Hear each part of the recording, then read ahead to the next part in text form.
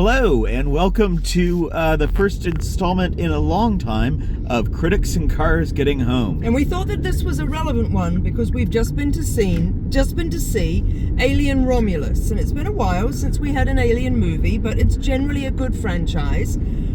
So we thought it was worth getting the band back together just for this one. That's right. Now, having said it's a generally good franchise, we've got Alien, we've got Aliens.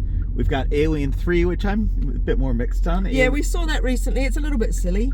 There's Alien Resurrection. There's 2 Alien vs. Predator films. I'm not counting the Alien vs. Predators. There's Prometheus, and Alien Covenant, and now this. Yes. So where does Alien Romulus rank for you? Oh, good Lord. I couldn't do a whole ranking, but I have to say, I really enjoyed it. I think it does some new and interesting things.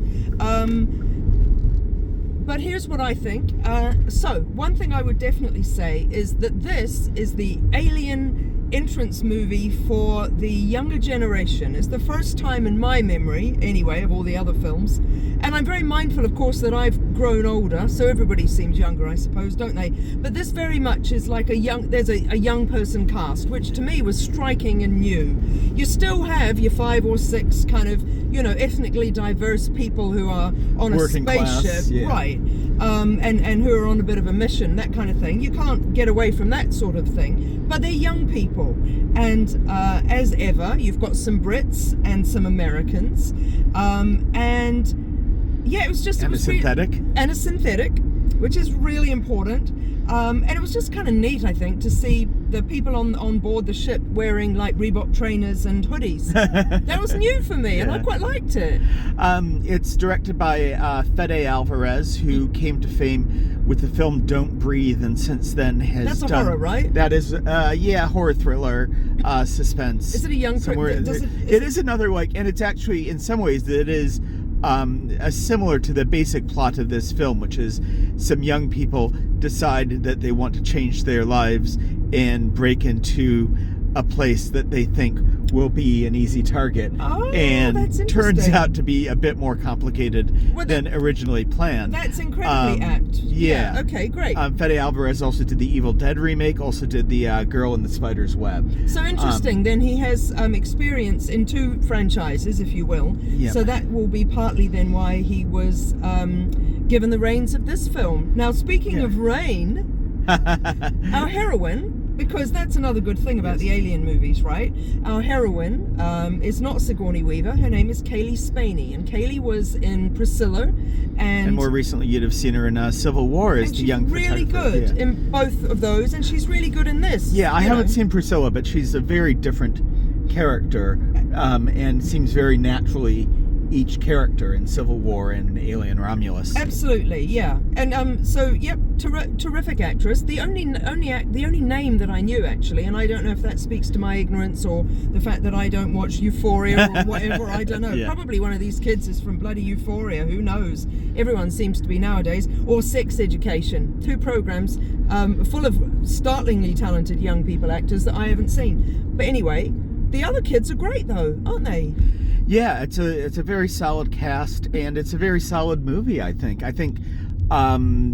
you say it's an entry-level movie, it's interesting because... I don't mean... Not to the Alien franchise. No, because it also does... For the older people, it is gratifying, isn't it? That it does absolutely go back to some of the things that we know and some of the things that are familiar. And I did think to myself while I was watching it, do I understand what's going on because I'm familiar with the franchise, or have they given enough of an explanation, like what synthetics are, for example? Yeah, and without giving any of the details away, it calls back not just to the Alien original movies, but there's a very heavy element from Prometheus as well, and yet the action is really constrained to this unified story and, largely single setting story, and I think... Do you think it's an entry? Do you think it's a good entrance for young people? You know what I mean by young people? First-time viewers. Yeah. For better or for worse, they won't get some of the fan service. Yeah. But I don't think... And a couple of those moments made me cringe. But by and large, in terms of the larger mythos stuff, I think it makes sense as a standalone narrative. And it's also just the thumb screws are consistently being turned it's anyway. Sort of scary you know? enough, like it's the odd jump scare and all that. And I always say, lightning can't strike twice. And so once you've experienced Alien and Aliens, for me, yes, there are terrifying moments in the subsequent Alien films, but nothing's quite like seeing the monster, the beast, for the first time. But I do feel like, as you call it, an entry-level sort of film, young people coming to this film, perhaps as their first Alien film, will be sufficiently grossed out, will be sufficiently appalled by the creature and all that sort of thing. And you had a couple jump scare kind of. Oh yeah, no, yeah, I did moments, for sure. and but they were more traditional jump scare moments, I suppose. But yeah. I'm glad you think it's solid. I couldn't tell what you thought of it throughout the film, you see, and I'm thinking, I think this is quite good. And I was hoping that you weren't going to get in the car and just go, I hated that. There are a couple of...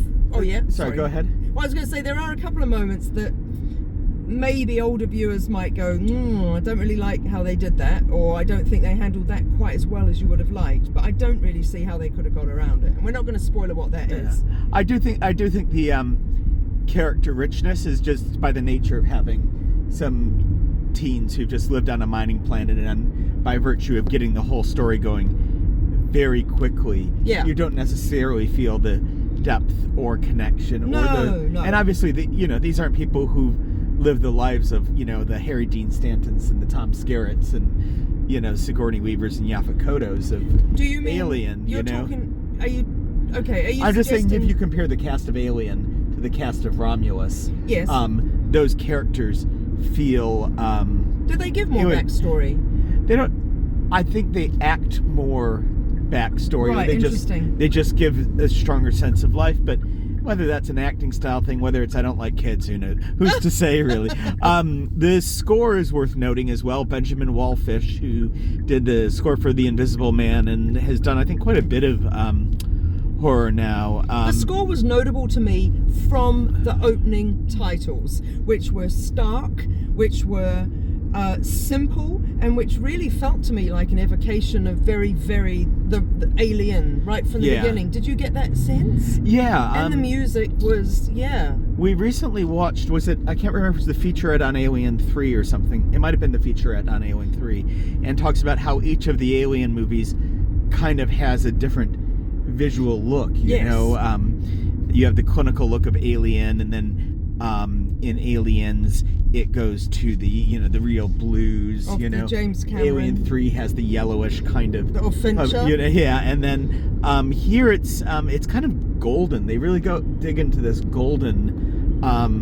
but otherwise kind of stark look. But then obviously the set design, by virtue of being in the same universe, the same corporation, calls attention to a lot of that. And similarly with the score, it's a mix of I noticed that there were not because I have a great ear, but because I read the credits, there were nods to Alien, Aliens, and Prometheus in the score, but it still feels like he's concocted this mix of orchestral and sound design and his own motifs and other things. Particularly orchestral, like flutes and whatnot, so you've got these opening scenes of space with flutes twiddling and whatnot, and I'm not an expert on all space movies and what their scores are like, but it felt more 2001-y, or like it didn't feel Vangelis Blade Runner-y.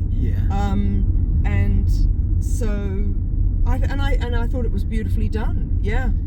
So cool. Well, that's us for another year. What would you give on it in terms of stars? Probably 3.5. I mean, I think it didn't transcend doing what you would hope for, and I think it achieved very well, hitting a bunch of corporate marks and maybe some modest ambitions. It's certainly not as trying as hard as Prometheus or Alien Covenant, but it's much more successful on what it's doing. Yeah, I think that's true. For me, it started really strong. Then in the middle, I went, oh no, I think it's dropped a star. Maybe it's only 3. And I think I would probably land on 3.5. There's a completely audacious choice towards the end. Completely audacious. And actually, in a way, I go, well, good on you, Fede Alvarez, for bringing your own nothing Right. to this franchise. Well, we could talk about where that came from some other times, but Okay, there are roots offline. elsewhere. All right. But also the other audacious choice earlier on, I have mixed feelings about.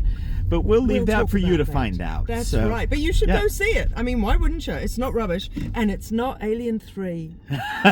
And on that note, we'll see you at the movies.